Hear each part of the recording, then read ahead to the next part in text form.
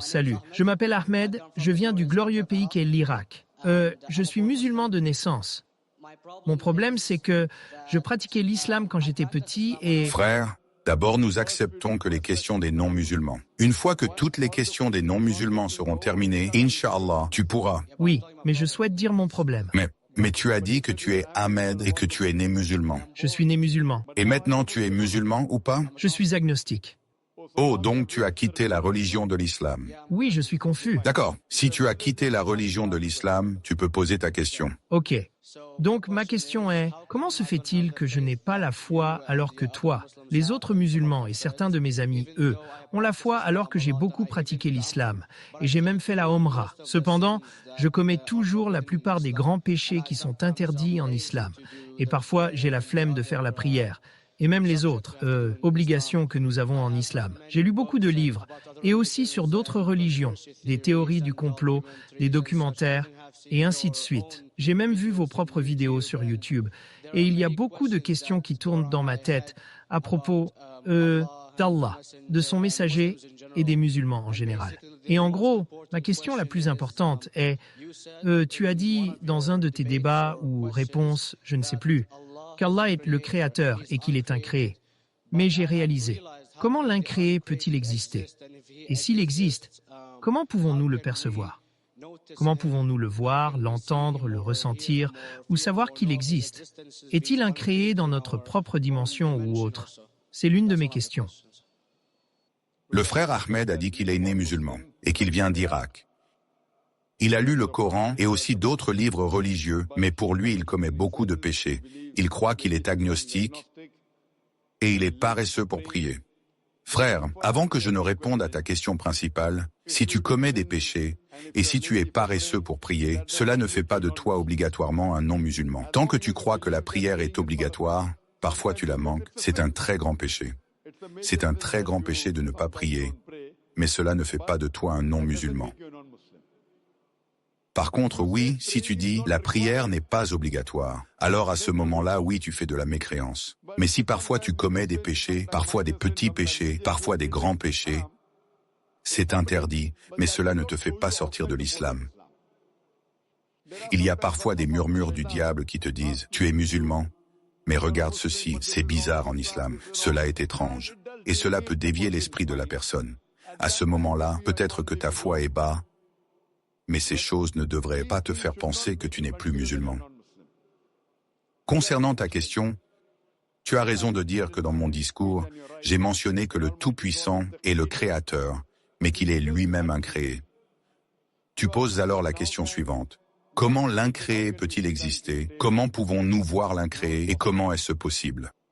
Allah subhanahu wa ta'ala est Al-Khaliq, le Créateur. Et, par définition, il est incréé.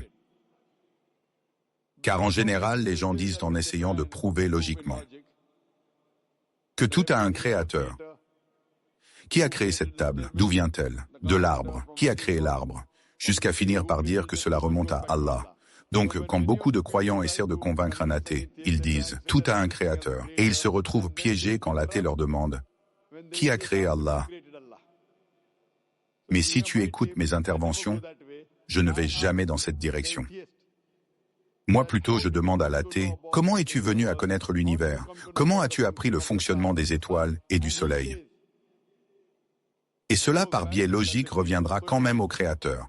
Si tu sais comment utiliser la logique, tu ne tombes pas dans ce piège où l'athée tente de piéger les musulmans ou les croyants en disant « qui a créé Allah ?» Par définition, Allah est incréé. Et si tu poses la question « qui a créé Allah ?» Si tu as entendu mes enregistrements, je donne la réponse en disant « supposons qu'une personne vient et dit la chose suivante. Mon frère, John. » Ouais, je sais ça, j'ai vu ça, c'est drôle. Mais je veux dire, comment peut-il exister s'il est incréé? Genre... Car c'est Allah. Oui, mais... C'est la différence entre toi et Allah. Comment il existe signifie qu'il existait déjà. Il n'a pas de commencement. Toi et moi avons un commencement. C'est ça les êtres humains. Donc c'est la différence entre nous et Allah. Tu ne peux pas dire qu'Allah est comme nous. Si Allah était comme toi et moi, pourquoi devrions-nous l'adorer? Je vois. Mais as-tu entendu parler du phénomène du Big Brother utilisé par diverses organisations politiques pour contrôler les gens en implantant ça dans plusieurs dieux. Puis ensuite, cela est devenu des religions monothéistes partout dans le monde pour rendre cela plus facile pour les gens. Désolé, je n'ai jamais entendu parler de la religion Big Brother. Ce n'est pas une religion, c'est comme une théorie en gros, dans les grandes lignes. Ça parle de quoi? Pardon, je n'ai pas entendu? Ça parle de quoi? Ce que ça dit, c'est que quand tu as un Big Brother, c'est plus facile de vivre ta vie. Quand tu as quelqu'un qui te surveille tout le temps, qui te comprend tout le temps, qui te protège tout le temps, qui est avec toi tout le temps, à qui tu peux parler, même s'il ne te parle jamais en retour, ou alors peut-être dans tes rêves, en agissant sur ton esprit, c'est plus facile de vivre comme ça. Alors qu'un être humain qui n'a pas de Big Brother et qui n'est pas facilement contrôlé et qui a une liberté totale représente un danger pour les grands pouvoirs dirigeants. Je n'arrive toujours pas à comprendre. Le Big Brother peut être parmi nous, peut-être pas. Alors, qu'est-ce que ça change? Quel rapport cela a-t-il avec l'islam et Dieu? Quel rapport cela a-t-il? Parce que, en gros, Allah te surveille tout le temps. Il sait. Donc tu veux dire qu'Allah est comme un Big Brother? Oui, voilà, car tu l'utilises pour ta protection, donc tu n'as pas peur. Tu vois ce que je veux dire? Tu sais que c'est une hypothèse. Hypothèse. Si tu as entendu comment je convainc. Un athée. Si tu as entendu ma réponse. Car tu dis que tu es agnostique ou athée. Oui. Donc la première chose que je fais avec un athée, c'est que je le félicite. Pardon? Je le félicite. D'accord. As-tu entendu ma réponse sur les athées? Ouais, tu les félicites sur tout ça. Mais je n'ai pas vu ton débat avec l'athée. J'ai juste vu tes réponses à certaines questions. D'accord, donc tu n'as pas vu celui avec l'athée? Non, mais j'ai vu ton débat avec David William Campbell, et c'est vrai. David William Campbell n'est pas athée. Maintenant, quand un athée me dit qu'il ne croit pas en Dieu, comme ta théorie du Big Brother, si tu crois en cette théorie, Oui? après je vais te poser une question. La première chose que je fais avec un athée, c'est que je le félicite. Tu sais pourquoi? Ouais, parce qu'ils réfléchissent et ne suivent pas simplement ce que leurs parents font. Non, je le félicite parce qu'il ne suit pas aveuglément. Les autres personnes suivent une croyance aveuglément. Il est chrétien parce que son père est chrétien. Il est hindou parce que son père est hindou. La plupart des musulmans sont musulmans parce que leur père est musulman. Lui, il essaye de réfléchir même s'il a tort, mais il dit, il n'y a aucune divinité. Il a prononcé la première partie de la shahada islamique. La seule chose qu'il reste à dire et à croire, c'est d'ajouter la suite de la shahada, l'attestation islamique, et l'Allah. Ce que nous allons essayer de te faire comprendre, Inch'Allah. Donc si tu as entendu ma réponse, un athée devient athée parce qu'il pense croire en la science.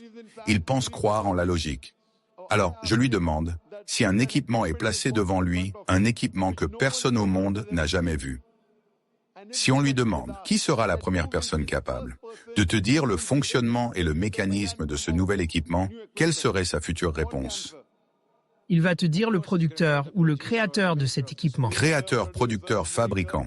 Donc quand nous lui posons la question de savoir comment cet univers est venu à exister, il parlera du Big Bang. Ce dont tu parles est déjà mentionné dans le Coran il y a 1400 ans, dans la sourate Al-Anbiya, chapitre 21, verset 30. أَوَلَمْ يَرَ الَّذِينَ كَفَرُوا أَنَّ السَّمَاوَاتِ وَالْأَرْضَ كَانَتَا رَتْقًا فَفَتَقْنَاهُمَا. Les incroyants ne voient-ils pas que les cieux et la terre formaient une masse compacte? Alors nous les avons séparés. Ce que tu as découvert il y a 50 ans est mentionné dans le Coran il y a 1400 ans. Eh bien, dans diverses civilisations, comme en 2000 ou 5000 avant Jésus-Christ, avant que l'islam ou même le christianisme n'arrive, il y avait des civilisations qui étaient avancées en astronomie et elles en savaient plus sur notre système solaire que nous maintenant. Frère, ta connaissance de la science est très limitée.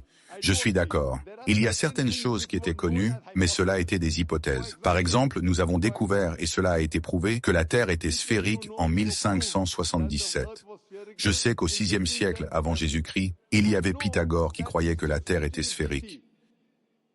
Mais ce même Pythagore qui croyait que la Terre était sphérique, croyait aussi que la Terre était le centre de l'univers, ce qui est totalement faux. Donc montre-moi une seule civilisation qui croit à 100% ce qui est mentionné dans le Coran. Je te lance un défi.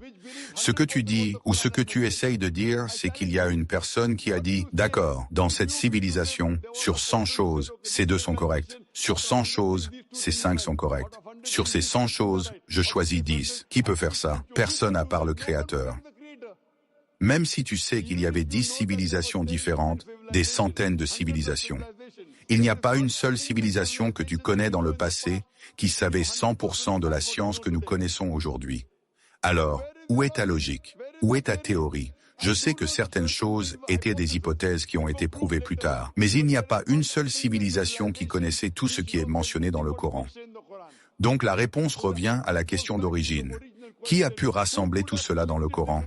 Quelqu'un, il y a 1400 ans, pouvait-il dire, d'accord, sur ces 100 choses, ces 3 sont correctes. Sur ces 100 choses, ces 2 sont correctes. Mathématiquement et rationnellement, c'est impossible. Eh bien, tu n'as jamais mentionné l'idée des extraterrestres ou quelque chose de ce genre. Frère, je pose une question simple. Nous ne sommes pas venus ici pour débattre. Oui? Je t'ai posé une question. Montre-moi une seule civilisation et toi tu me demandes autre chose. Oui, mais... Nous ne sommes pas ici pour débattre. Tu poses une question, je te donne la réponse. Tu parles des anciennes civilisations. Je t'ai dit que tu avais raison, mais sur 100 choses, 98 étaient fausses. Alors, je te demande qui aurait pu mentionner cela dans le Coran. Et maintenant, tu parles d'autre chose? Oui, mais... Je pose une question simple. 2 plus 2 égale combien? Et toi, tu me dis combien fait 3 fois 3? Je te demande ton nom et tu me dis où tu habites. Je pose des questions simples. Alors s'il te plaît, nomme-moi une seule civilisation qui a tout ce qui est mentionné dans le Coran. Est-ce que tu en connais une, oui ou non? Eh bien non, pas du tout. Pas même 10%? Pourquoi? Babylone connaissait la plupart des planètes et ce genre de choses. Les planètes ne sont pas la seule chose mentionnée dans le Coran. Il y a 1000 choses mentionnées dans le Coran. Dire que 1000 choses sont mentionnées dans le Coran, 10% équivaudrait à 100 choses. La civilisation babylonienne connaissait-elle 100 choses mentionnées dans le Coran? Non, parce tu ne peux pas... Ils connaissaient 5 ou 6 choses. En pourcentage, c'est très petit. Bien sûr. Qui peut être l'auteur du Coran, à part le Créateur, pour savoir ce qui est juste et ce qui est faux? Aujourd'hui, la science a prouvé que les hypothèses mentionnées par les Babyloniens il y a tant de siècles sont aujourd'hui avérées. Donc, c'était des hypothèses à l'époque, dont beaucoup ont été rejetées et certaines acceptées. Pour rassembler tout ce qui est à 100% correct, cela doit venir du Créateur et de personne d'autre. J'espère que cela répond à la question. N'hésitez pas à prendre l'abonnement pour soutenir la chaîne YouTube. Cela vous permettra d'avoir une traduction gratuite d'une vidéo de Zakir Naik de votre choix, ainsi que des vidéos traduites réservées uniquement aux membres, comme celle expliquant pourquoi les pays musulmans sont en retard comparés aux pays occidentaux, vidéos très intéressantes, et les vidéos publiques en avance. Merci pour votre soutien.